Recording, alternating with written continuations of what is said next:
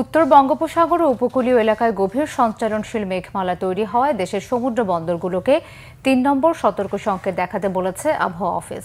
আবহাওয়ার সতর্কবার্তায় বলা হয়েছে, উত্তর বঙ্গোপসাগর, বাংলাদেশের উপকূলীয় এলাকা এবং সমুদ্র বন্দরগুলোর উপর দিয়ে ঝোড়ো হাওয়া বয়ে যেতে পারে। এই অবস্থায় চট্টগ্রাম, কক্সবাজার, মোংলা ও পায়রা সমুদ্র বন্দরকে ৩ নম্বর স্থানীয় সতর্ক সংকেত দেখাতে বলা হয়েছে।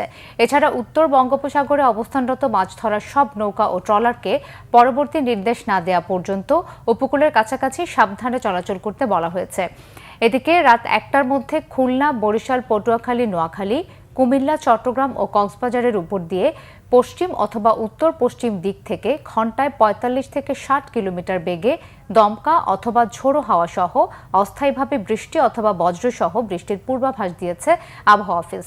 এসব এলাকার নৌবন্দরগুলোকেও ১ নম্বর সতর্ক সংকেত দেখাতে বলা হয়েছে।